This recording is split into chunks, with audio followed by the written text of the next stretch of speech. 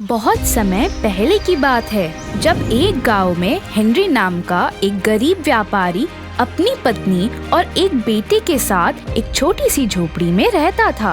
वो हर रोज सुबह बाजार में जाता और अपना व्यापार खत्म कर रात को लौट आता। सारे गांव के लोग उसे एक मेहनती इंसान मानते थे। एक दिन जब हेनरी बाजार में व्यापार कर रहा था तब वो एक जौहरी के पास जाता है और क्यों भाई, कैसा चल रहा है धंधा? बोलो तो तुम्हें एक मस्त डील दूं क्या? अरे हेनरी, तुम्हारे पास क्या डील हो सकती है भला? तब हेनरी अपने झोले में से एक सोने का छोटा सा पत्थर बाहर निकालकर जौहरी को थमा देता है। क्यों भाई, तुम्हारे घर के कुएं में सोना निकल रहा है क्या? ये तुम कहाँ से लाए? अरे तुम इधर उधर की फिजूल बातें मत करो और मुझे इसका कितना दाम दोगे ये जल्दी बताओ। एक गरीब व्यापारी के पास भला इतना कीमती सोने का पत्थर ये कहाँ से आ गया? खैर मुझे क्या। सुनो, कल अपनी बेटी का जन्मदिन है। मैं सोच रही थी उसके लिए कुछ अच्छा स्वादिष्ट खाना बनाऊं जो उसको पसंद आएगा। अगर आप मुझे थोड़े पैसे दे देते तो मैं खाने की कुछ सामग्री खरीद के ले आती। क्यों ना हम पूरे गांव को बुलाकर उन्हें दावत दे। आखिर हमारे बेटे का जन्मदिन है, धूमधाम से मनाएंगे। ये लो पैसे। इतने पैसे आपके पास कैसे आए? कहीं आपने चोरी तो नहीं की ना? अरे ये क्या, तुम कुछ भी सोचती हो। कुछ दिनों से मेरे व्यापार में काफी मुनाफा हो रहा है। लोग आजकल अच्छी रकम दे रहे हैं। अब तो हमारी गरीबी के दिन गए, समझी? अगले दिन गांव वाले हेनरी के घर दावत का खाना खाने आते हैं। हेनरी के घर की दावत देखकर लोग आपस में बात करने लगते हैं। एक गांव वाला हेनरी से आकर पूछता है, ये दावत तो बहुत ही लाजवाब है। तुम्हारी कोई लॉटरी लगी है क्या जो इतने पैसे घर में आने लगे हैं? अरे भाई, कोई लॉटरी वॉटरी नहीं लगी है। व्यापार में अच्छा मुनाफा हो रहा है, बस और कोई बात नहीं। ये हेनरी जरूर कुछ छिपा रहा है। आखिर मैं भी तो एक व्यापारी हूँ। इसने ऐसी क्या सोने की खदान ढूंढ ली जो मुझे नहीं मिली? जरूर दाल में कुछ काला है। नहीं, मुझे तो लगता है कि पूरी दाल ही काली है। अगले दिन से जेम्स हेनरी पर नजर रखने लगा। घर से बाजार तक हेनरी पर नजर रखे जेम्स उसका पीछा करने लगा। एक दिन रात को जब हेनरी बाजार से अपने घर वापस जा रहा था तभी वो घर के पीछे के दरवाजे की तरफ जाता है और आसपास देखता है कि कोई उसे देख नहीं रहा हो, पर जेम्स छुपकर ये सब दूर से देख रहा था। ये हेनरी इतनी रात को यहाँ इस कुएं के पास क्या कर रहा है? तभी हेनरी एक खाली झोली लेकर कुएं के अंदर जाता है। थोड़ी देर बाद सोने से भरी झोली वो बाहर लेकर आता है। मुझे पता था हेनरी जरूर कुछ राज छिपा रहा है। अभी मुझे पता चला कि ये इतना अमीर कैसे बन गया। अब जब मुझे इसके बारे में पता चल ही चुका है तो क्यों ना थोड़ा इसका फायदा लिया जाए। थोड़ा धन बांटने से कौन सा हेनरी गरीब हो जाएगा। ऐसा करता हूँ, कल मैं रात को इसके अंदर चला जाता हूँ और अपने लिए थोड़ा सोना बाहर लेकर आता हूँ। फिर अपनी पत्नी को देता हूँ, वो बहुत खुश हो जाएगी। अगले दिन जेम्स रात को चोरी छिपे उस कुएं में जाने की तैयारी करता है। जेम्स अंदर उतर जाता है। तब उसे कुएं के अंदर सिर्फ झाड़ियाँ और अंधेरा ही दिखता है। थोड़ा आसपास देखने के बाद जेम्स को एक सुरंग दिखाई देता है। कुएं में सुरंग? शायद उस सुरंग के पार ही होगा ढेर सारा सोना। मैं तो आज माला माल होने वाला हूँ। जेम्स उस सुरंग को पार कर लेता है। जैसे ही वो सुरंग के आखिरी छोर तक पहुँचता है वैसे ही उसे चारों तरफ सोना ही सोना दिखाई देता है। अरे बाप रे, इतना सारा सोना! मैंने अपनी जिंदगी में इतना सोना पहली बार देखा है। जल्दी से अब मैं सोना अपनी झोली में भर लेता हूँ। वाह वाह, अब तो मेरी निकल पड़ी।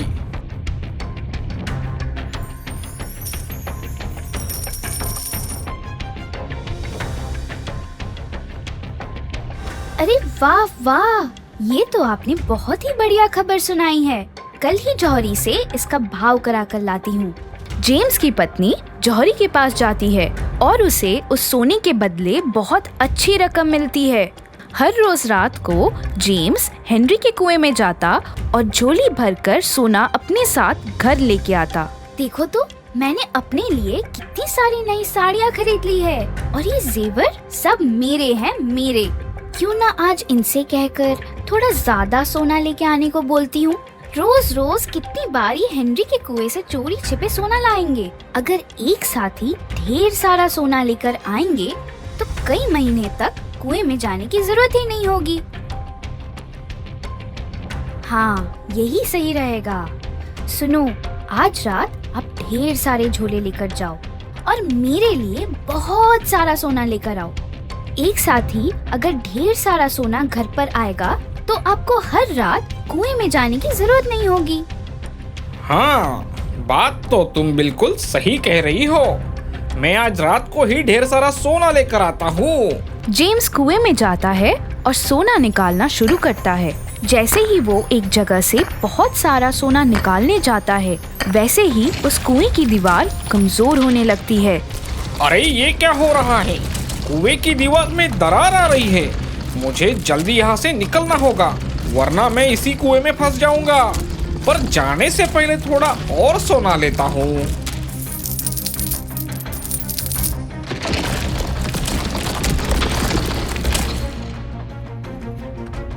दूसरे दिन जब हेनरी को ये बात पता चलती है, तब वो जेम्स की पत्नी के पास जाता है और उनसे कहता है, अगर आप हमसे कह देती कि आपको धन की जरूरत है तो हम दिल खोलकर आपकी मदद करते, लेकिन आपने चोरी और लालसा का रास्ता चुना, जिसका फल अब आपको भुगतना पड़ रहा है। लालच एक ऐसा दानव है जिसे कभी संतुष्ट नहीं किया जा सकता। उसके लिए कुछ भी पर्याप्त नहीं है। इंसान धन दौलत से अमीर नहीं होता, वह अपने विचारों से अमीर होता है। बहुत समय पहले की बात है। एक छोटा सा राज्य था जिसे राजा अलेक्जेंडर चलाया करते थे। ये उसी राज्य की कहानी है जिस राज्य में एक प्रिंस रहा करता था जिसका नाम था चार्ल्स। वो काफी चतुर और समझदार था, एकदम अपने पिता की तरह। उसने वो सारी चीजें सीखी जो एक प्रिंस को आनी चाहिए। प्रिंस होने के साथ साथ वो एक अच्छा इंसान भी था। चार्ल्स अपने पिताजी की राजगद्दी को संभाले हुए देख काफी प्रसन्न हुआ करता था। ये बात राजा ने गौर की और राजा को समझ आ गया कि यही सही वक्त है प्रिंस को शाही तलवार से रूबरू करवाने का। राजा अपने भाई अल्बर्ट से कहते हैं, मुझे लगता है चार्ल्स बड़ा हो रहा है, यही सही वक्त है। प्रिंस को अब शाही तलवार सौंप देनी चाहिए। अल्बर्ट अपने भाई से जलता था क्योंकि राजा और चार्ल्स को सब पसंद करते थे। एक दिन राजा अलेक्जेंडर अपने भाई अल्बर्ट के साथ प्रिंस चार्ल्स के कमरे में गए। क्या हुआ पिताजी, आज आप यहाँ? आपने मुझे बुला लिया होता, मैं आ जाता। आपने क्यों कष्ट किया यहाँ आने का? राजा हंसते हुए बोलते हैं कि बेटा, आज मैं बहुत विशेष काम से तुम्हारे पास आया हूँ। प्रिंस काफी उत्साह के साथ राजा की बात सुनने लगा। राजा अपनी तलवार निकालते हुए उसे बताते हैं कि बेटा, ये देखो, ये है हमारी पुश्तैनी तलवार जो हमारे दादा परदादा के जमाने से चलती आ रही है। ये तलवार आज से तुम्हारी हुई। पर पिताजी, ये तो आपकी तलवार है ना? हाँ बेटा, अब तुम बड़े हो रहे हो और अब तुम्हें ही आगे जाकर ये गद्दी संभालनी है। ये बात सुन प्रिंस खुश तो जरूर हुआ, पर मन ही मन वो कुछ सोचने लगा। तभी राजा उसे बोलते हैं, बेटा, तुम इसे कोई मामूली तलवार मत समझना। ये तलवार हमेशा तुम्हारी रक्षा करेगी और सभी मुसीबतों से तुम्हें बचाएगी। और राजा ने तलवार प्रिंस को सौंप दी।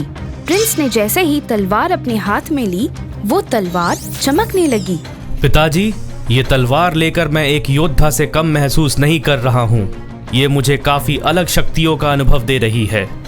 तुम इसे अपने से कभी दूर मत करना, चाहे कुछ भी हो जाए। तुम इसे अपने से कभी दूर मत जाने देना। हाँ पिताजी, मैं हमेशा ध्यान रखूंगा। और राजा वहाँ से चले जाते हैं और एल्बर्ट ये सब देखता है। मैं ये होने नहीं दूंगा। मैं ये तलवार अपने बेटे स्टीवन का होते हुए देखना चाहता हूँ।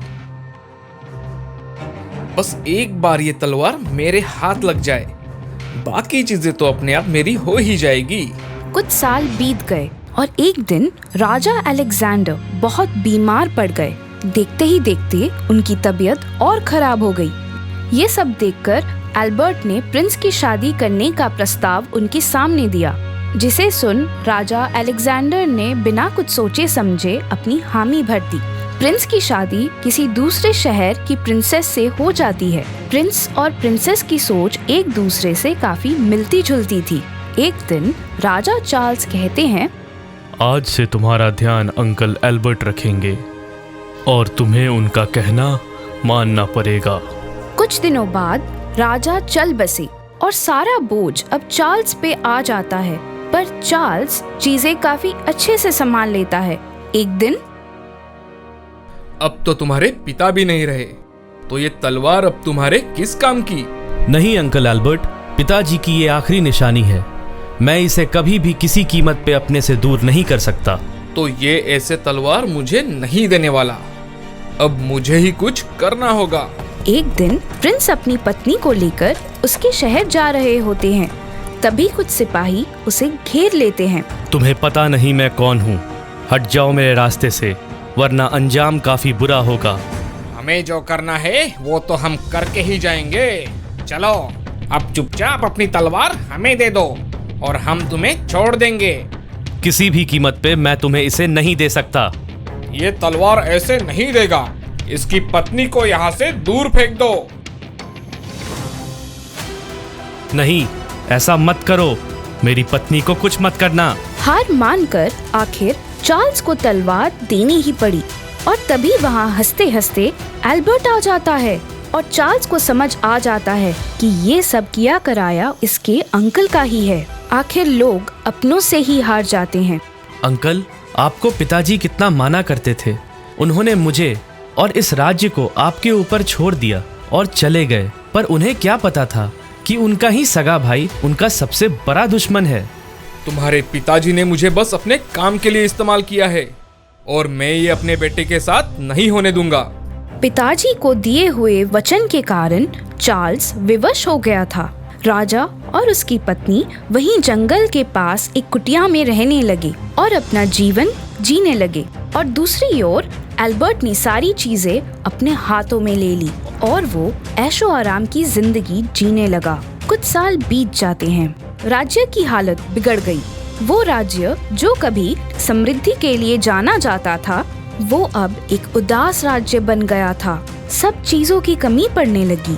ये सब तुम्हारे कारण हुआ है अल्बर्ट। हमारे देवता जैसे राजा के साथ तुमने छलकर अच्छा नहीं किया, इसीलिए आज हम सबको ये दिन देखना पड़ रहा है। सब राजा एल्बर्ट को कोसने लगे और राजा एल्बर्ट को भी अपनी गलतियों का एहसास हो जाता है। शायद सच में ये सब इसी वजह से हो रहा है। आखिरकार छीनी हुई चीजों से किसी का भला नहीं होता। एल्बर्ट प्रिंस चार्ल्स को ढूंढने लगता है और उसके पास पहुंच जाता है और उसे अपनी गलतियों की माफी भी मांगता है। बेटे, मुझे माफ कर दो। लालच के कारण मैं अंधा हो गया था और मुझे इसका सबक भी मिल चुका है। आप मुझसे बड़े हैं, मुझसे माफी मत मांगिए। ये मुझे अच्छा नहीं लगेगा। मुझे तो बस इस बात की खुशी है कि आपको अपनी गलती का एहसास हो गया और मैं इसी में खुश हूँ। एल्बर्ट वो शाही तलवार चार्ल्स को वापस करने का वादा करता है। जैसे ही चार्ल्स अपने महल में जाकर अपनी तलवार अपने हाथों में लेता है, वैसे ही शाही तलवार पहले की तरह चमकने लगी और देखते ही देखते सब पहले की तरह ठीक हो गया और सब खुशी से रहने लगे। इस कहानी से हमें ये सीख मिलती है कि लालच हमेशा एक बुरी बला है।